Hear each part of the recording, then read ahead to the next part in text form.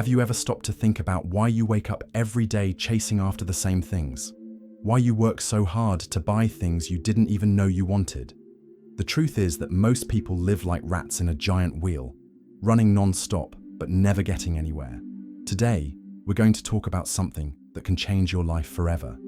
You're going to discover how to escape this invisible trap that keeps millions of people around the world stuck. If you feel like you're living on autopilot, this content is for you. We live in a world that has never stopped so much to breathe. Everything is urgent, everything is important, and in the middle of all this rushing around, we lose something fundamental: the awareness of why we're running. The Roman philosopher Seneca, who lived 2,000 years ago, said something that echoes to this day with frightening precision. It is not that we have a short time to live, but that we waste a lot of it. This phrase perfectly sums up the situation we find ourselves in as modern society. Seneca wasn't just talking about time management, he was pointing to a much deeper truth. Most people waste their existence pursuing things they didn't consciously choose to pursue. They wake up, follow a routine established by others, work at jobs they might even hate, spend money on things they don't need, and at the end of the day, wonder why they feel empty and unsatisfied. When we talk about getting out of the rat race, we're not talking about laziness or running away from responsibilities. Quite the opposite. We're talking about living with genuine purpose, making choices based on deep reflection, not letting our lives be controlled by external forces we can't even identify. Stoicism, the philosophical school that Seneca was part of, teaches us that true freedom begins when we clearly understand what we can actually control versus what is beyond our reach. This discussion about the rat race isn't just an isolated topic. It functions as a master key that opens the way to understanding all the other fundamental aspects of our existence. Our relationship with money, our search for status, our need for approval, our deepest fears, our most secret desires. When we can see the machinery that keeps us trapped, we begin to see possibilities that were previously completely invisible to us. It's as if we spent our whole lives wearing glasses with dark lenses, thinking the world is naturally gloomy, until someone shows us we can take off the glasses. Suddenly we realize there's a whole world of colors and possibilities that was there all along, but we couldn't see it because of the lenses we didn't even know we were wearing. But after all, what exactly is this rat race? To understand this, we need to imagine a giant gear, like those we see in dystopian science fiction movies. This gear functions as the first level of a personal matrix, where people wake up every day, work all day at jobs they often not only dislike, but that drain their vital energy, earn money at the end of the month, spend all of it, or frequently more than they earn, and the next month they need to do exactly the same thing again. It's a cycle that never ends, that has no finish line, that offers no lasting satisfaction. People get stuck in completely exhausting routines just to maintain a consumption pattern that, in the overwhelming majority of cases, is totally artificial and imposed from outside to inside. They buy things to impress people they don't even know well, using money they frequently don't really have, to sustain an image that doesn't even reflect who they really are underneath all the social masks. What's interesting is that this pattern repeats across all social classes.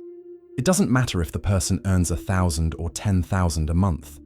The basic dynamic remains the same: work to consume, consume to maintain a social position, maintain the social position to be able to continue working at the same level or climb to the next.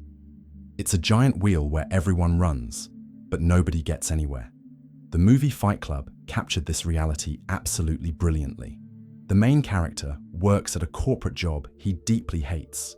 To earn money he'll use to buy expensive furniture for an apartment where he lives alone, to impress people he occasionally meets and who don't genuinely care about him.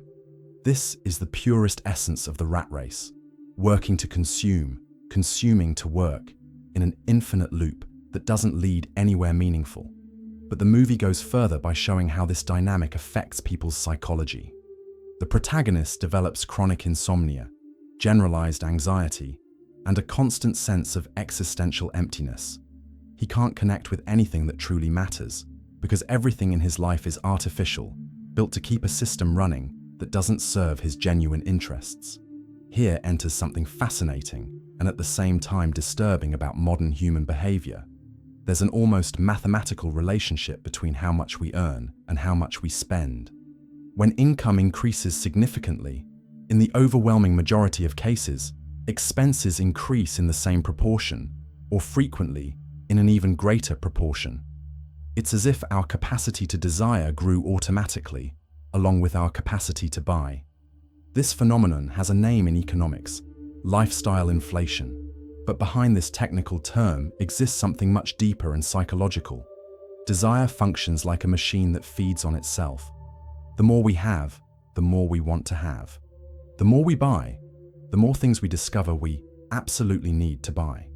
It's a cycle that literally never completely satisfies itself, no matter how much we have.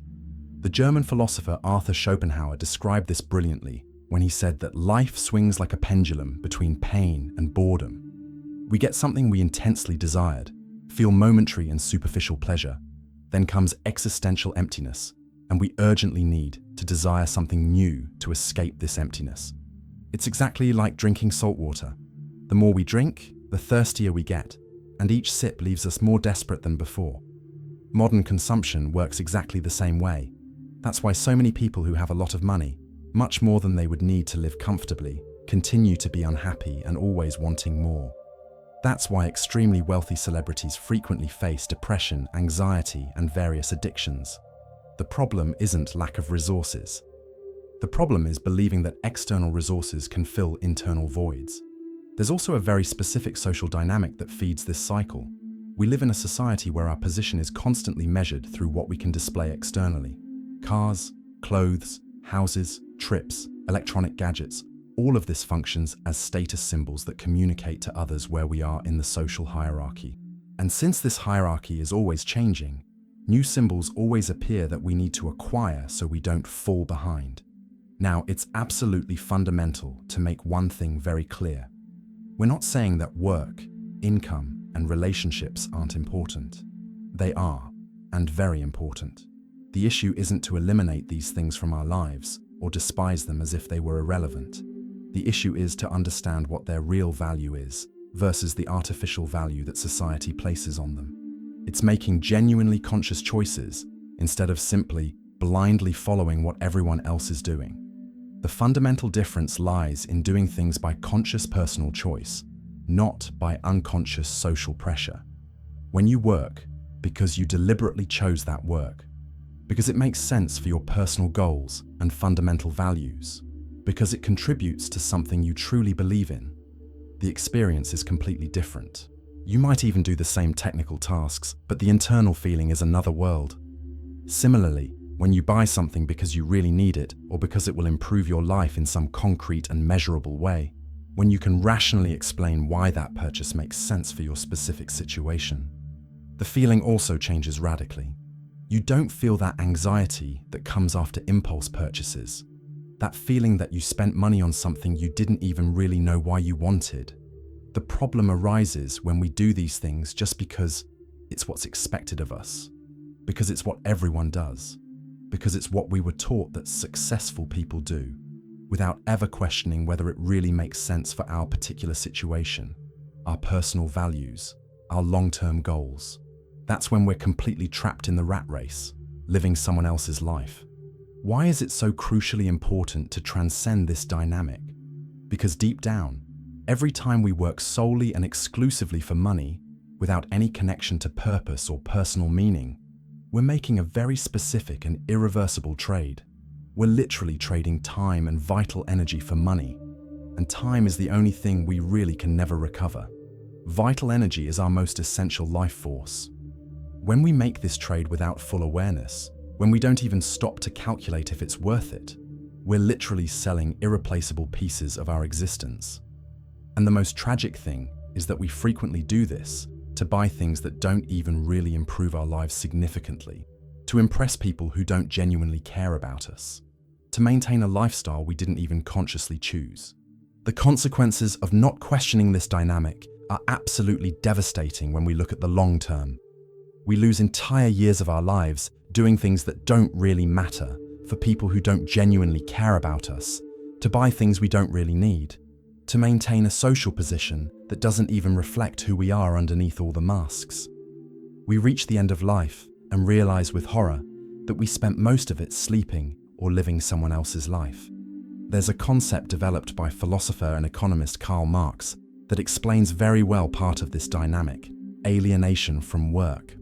This happens when we completely lose connection with the meaning and purpose of our effort, when we can't see how our work contributes to something greater and more meaningful, when we feel like just a replaceable part in a giant machine that we don't understand and that doesn't serve our interests. This is one of the worst forms of prison that exists, because we often don't even realize we're trapped. It's like being in a cell where the bars are invisible. We can even move within certain limits, but we can't really get out. We can't make choices that really matter. We can't live according to our deepest values. To better understand this situation and its deepest psychological roots, it's very worthwhile to look at Buddha's teachings and the famous Four Noble Truths, which were formulated more than 2,500 years ago, but remain absolutely relevant for understanding the modern human condition. The first truth is that life is inevitably a mixture of pain and pleasure, suffering and joy, frustration and satisfaction. This is natural. It's part of the human condition, and trying to completely escape this is an illusion that only generates more suffering. The second truth is that much of our additional suffering, beyond what is inevitable, comes from excessive and uncontrolled desire, and from the ego that can never stay satisfied for long. To illustrate this with a very simple, everyday situation, imagine you buy a new car. For a few days, or maybe weeks, you feel genuinely happy, fulfilled, proud. You like driving the car, you like how it looks, you like the feeling of having something new and working well. But after a relatively short time, the car becomes just a car. You get used to it, stop paying attention to its qualities, and worse yet, you start seeing other cars that are newer, prettier, more expensive, and automatically start wanting something different. The fundamental problem wasn't not having the original car. The car itself might be excellent, might serve your practical needs perfectly. The problem is that desire never stops moving. It always finds a new object to focus on, a new inadequacy to highlight, a new need to create. It's like having an itch that never stops. The more you scratch, the more it itches, and you never get lasting satisfaction. Buddha's third truth is deeply hopeful. It's possible to end this type of self-imposed suffering. It's not inevitable to live as a slave to your own uncontrolled desires. The fourth truth is that there's a specific and practical path to achieve this. This path fundamentally involves understanding how our mind really works and how we can develop a much healthier and more conscious relationship with our desires and impulses. This dynamic of psychological imprisonment works through two distinct but interconnected gears that work together synergistically. There's an external gear, which is the entire social structure, creating and feeding artificial desires through massive advertising, social networks, constant pressure for status and comparison, consumer culture that bombards us with messages about what we should want and how we should live. And there's simultaneously an internal gear, which are our own automated mental patterns, our thought habits, our unconscious beliefs that keep these external desires alive and powerful, even when there's no direct external stimulus.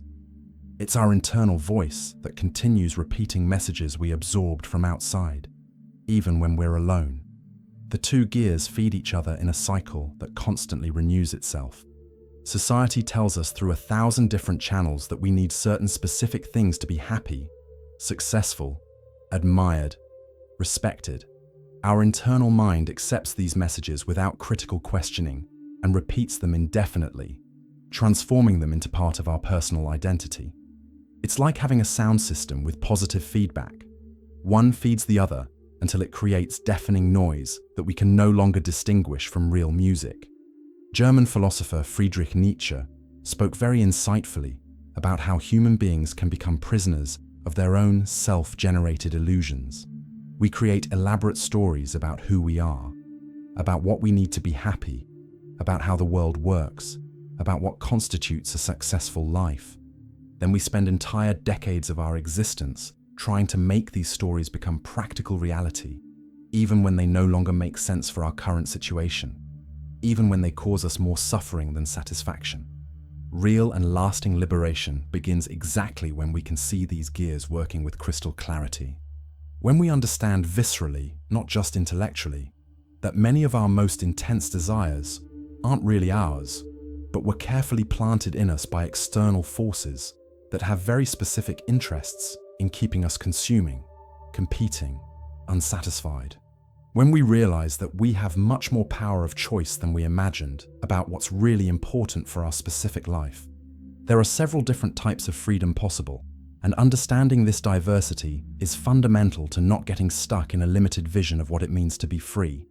Financial freedom is one of them, and probably the most obvious and immediate for most people. It's having enough monetary resources to not have to constantly worry about basic bills, to be able to make important choices based on personal values and not just on immediate need for economic survival. But this is just one of many freedoms possible and necessary for a full life. There's also intellectual freedom, the developed capacity to think independently on your own, to question established ideas even when they're popular, to form personal opinions based on your own reflection and careful investigation, not just on uncritical repetition of what others say or what's intellectually fashionable. There's emotional freedom, not being completely enslaved by your own feelings and mood swings, being able to observe intense emotions without being totally dominated by them, having the capacity to respond consciously instead of just reacting automatically. There's physical freedom, having a healthy body that responds well to our commands, that doesn't severely limit our possibilities for action and experience. And there's spiritual freedom, understanding experientially that we are much more than just our constant thoughts, our fluctuating desires, our recurring fears, our temporary social roles, being able to regularly access a part of us that's beyond these constant mental and emotional fluctuations, a more stable and peaceful dimension of our existence. The practical and individual question is to carefully identify which of these types of freedom are most relevant and urgent for you at this specific moment in your life, considering your particular situation, your current resources, your main challenges, your real opportunities. One of the biggest and most subtle obstacles to any kind of genuine freedom is the crushing weight of the need for constant social approval. We literally live immersed in an environment of perpetual comparison with other people, incessantly trying to impress, desperately trying to fit into social standards that we don't even stop to question whether they make any real sense for our specific personal situation. It's a tremendously powerful psychological trap that keeps us stuck even when we have sufficient material, intellectual, and emotional resources to free ourselves. The constant and obsessive search for external validation is literally one of the most subtle and effective forms of slavery that exist. When our fundamental self-esteem depends on other people's opinions, when our important decisions are based primarily on what others will think or say, we lose our real autonomy almost completely. We become professional actors playing a role we didn't even consciously choose, spending enormous energy maintaining a mask that frequently doesn't even reflect who we really are underneath all the layers of social expectations. Danish philosopher Søren Kierkegaard said something deeply liberating about this. Living to please others is literally losing your own life. When our vital energy is constantly focused on maintaining an external image, on sustaining others' expectations that may not even be realistic, practically nothing is left to discover who we really are underneath all the social roles, what we really want from our individual existence, what our deepest and most authentic values are. This journey of progressive liberation is inevitably very personal and specific. Each person needs to discover through careful reflection and practical experimentation what their real priorities are versus their inherited priorities, which freedoms are most important for their specific situation, which obstacles are most urgent to be removed. For some people, at this moment in life, financial freedom might be absolutely priority, because without it, they can't even think clearly about other issues. For other people, it might be freedom of creative expression, or freedom of time to be with family, or freedom of movement to explore the world, or intellectual freedom to study what really interests them. What's important is that this be a genuinely conscious and personal choice, not something we do automatically because everyone is doing it or because someone said we should do it. It's building real autonomy in several different areas of life simultaneously, not just in one isolated area. It's understanding that true freedom isn't just being able to do anything that comes to mind, but mainly being able to consciously and wisely choose what not to do, what to reject, what to leave behind. One of the most fundamental and perhaps least understood freedoms by modern people is freedom from your own uncontrolled ego. It's important to understand that the ego isn't something intrinsically bad that needs to be eliminated or destroyed. It's a very useful and necessary psychological tool for navigating the social world, for making practical decisions, for protecting our legitimate interests. The real problem arises when the ego becomes the absolute master, instead of being just a consciously controlled tool. When we're too identified with the ego, when our identity is completely fused with it, every small criticism becomes a devastating personal attack. Every minor frustration becomes an existential tragedy. Every passing desire becomes an urgent and vital necessity. Learning to have real mastery over yourself, to observe your own thoughts and emotions without being completely dominated by them, to create some internal space between who you really are and what you're thinking or feeling at any specific moment, this is the solid foundation for any other type of lasting liberation. Without this minimally stable internal foundation, even if we achieve significant financial freedom or complete professional freedom, we'll continue being slaves to our own uncontrolled mental patterns, our irrational fears, our neurotic needs for approval and control. It's like managing to escape from a physical prison only to discover we carry a portable psychological prison wherever we go. Stoicism offers extremely practical tools tested over centuries to develop this essential internal resistance and stability. Marcus Aurelius, who was simultaneously emperor of the Roman Empire at its peak and a dedicated Stoic philosopher, wrote in his personal diary, "You have power over your mind, not outside events." This is possibly one of the most liberating phrases ever written in human history. It means concretely that we can't control what happens to us externally, but we can develop real control over how we react internally to what happens. We can't control whether we'll have problems, crises, losses, disappointments, but we can develop the capacity to not be completely destroyed or defined by these problems. Consistent mental discipline is absolutely essential to escape any kind of gear that traps us. This definitely doesn't mean becoming a cold, insensitive, or emotionally disconnected person. It means developing the mature capacity to maintain some stable internal center, even when everything around us is completely chaotic and unpredictable. It's like learning to surf competently. You use the natural force of the waves to your advantage, but you're not dominated or destroyed by them. Arthur Schopenhauer offers an additional and very important perspective on why it's so difficult for modern people to escape the rat race. He systematically criticized the widespread illusion that accumulating external material goods is automatically synonymous with internal happiness. For him, based on careful observation of human nature, life is constant and perpetual movement of desires that literally never cease on their own. We satisfy a specific desire with considerable effort, and immediately another desire arises to take its place, frequently more intense and demanding than the previous one. This perception is absolutely fundamental, because it helps us understand that the real problem isn't not having enough resources or enough opportunities. The problem is believing there's a magic point where we'll finally have enough and stay permanently satisfied and at peace. This point of permanent satisfaction simply doesn't exist in normal human nature. There will always be something more to desire. There will always be someone who has more than us. There will always be a new version of something we already have. Real freedom comes when we understand this basic psychological mechanism with clarity and stop seeking permanent satisfaction and emotional stability through external accumulation. This definitely doesn't mean becoming a person who wants nothing or who has no ambitions. It means developing a much more conscious, mature, and healthy relationship with our natural desires, knowing they're temporary by nature, and shouldn't define our fundamental sense of well-being and self-esteem. Friedrich Nietzsche brings an even more radical and transformative perspective. For him, genuinely escaping the rat race requires nothing less than courageously breaking with mass morality, with the automatic values of the social herd.